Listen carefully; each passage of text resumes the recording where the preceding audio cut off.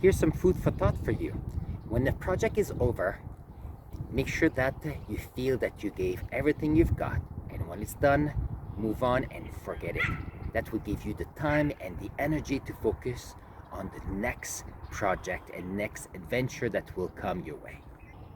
The topic of this video came from the fact that a session just ended at my school, and that means that I had 10 weeks to get to know a group of students. I had almost 70 of them, and from there I taught a whole bunch of things for them. I learned a lot from them as well, and we built relationships so that we could build confidence to make the world a better place. But I realized as well that once I know that at the end of the session, I always reflect on what worked, what didn't work, so I can be better next time. And it's time for me to let them go, to know that whatever I did for them is the best I could, and it's up to them to come to their own realizations.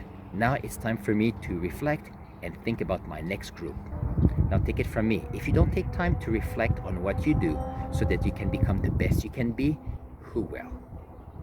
It's always amazing when you come to an end of a project or a session from a high school. You always feel that there's a lull. There's that time when you have all that energy and you don't know where to focus it. My point is maybe to do some self-reflection, to realize that at the time you worked on your project, you did the best you could with what you had.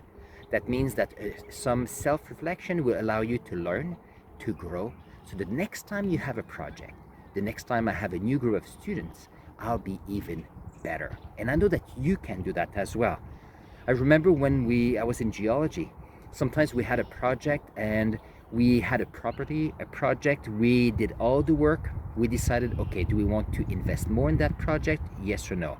If there was, from the data we had, if there was no reason, we would let it go. And if we thought there would be something great, then we will continue. The hard part was always if there was a project that we particularly liked.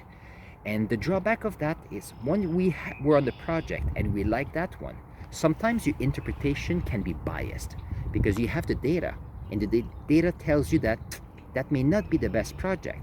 On the other hand, because you like the project, you will sometimes spend more time than needed, you spend more money than needed, and it's taking your energy and your focus away from maybe another project that could be even better.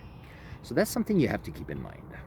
When you work with people as part of a project, it's always amazing when you can build relationships so that everybody feel trust between the people within the group, so that we can feel comfortable to take the risks, small risks, calculated risks, so that you can get out of your comfortable zone. Because when you get out of your comfortable zone, either you're learning a new topic, a new language, you're experimenting with math or STEM project, it's always tricky because you never know if you will succeed.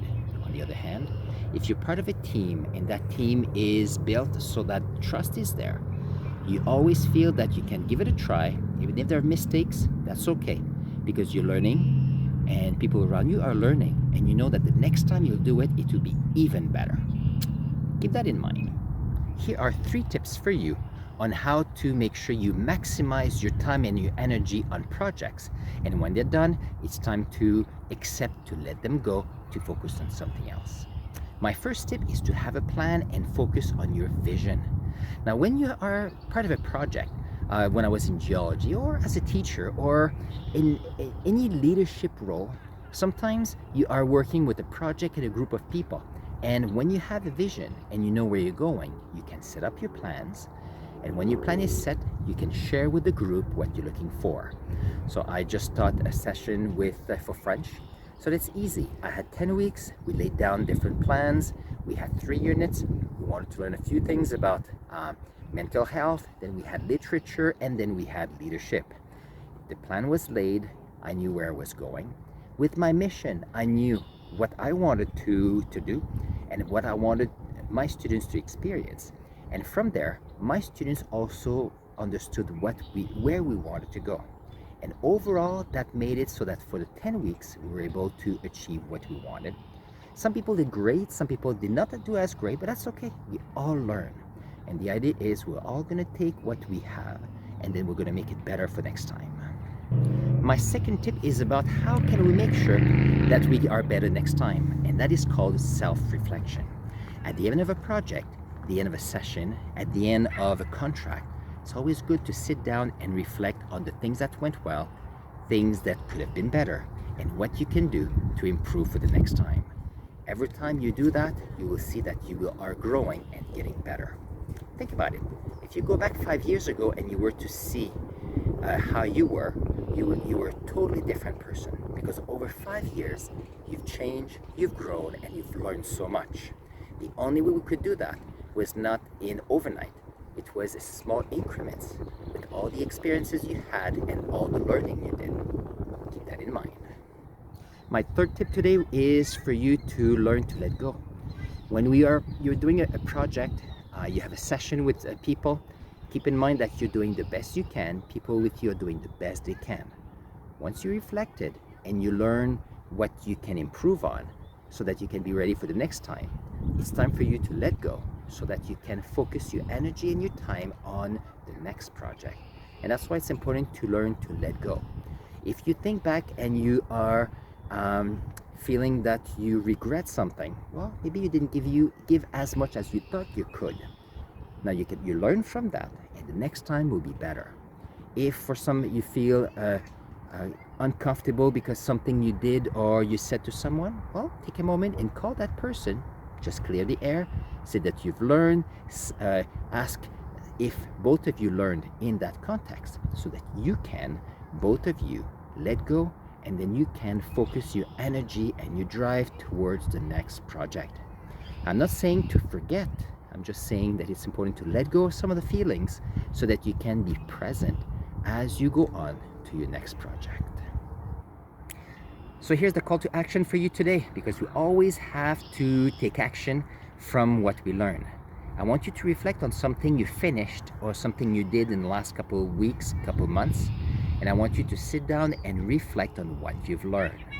I want you to reflect on what you did well, what you could have done better, and what you learned from it.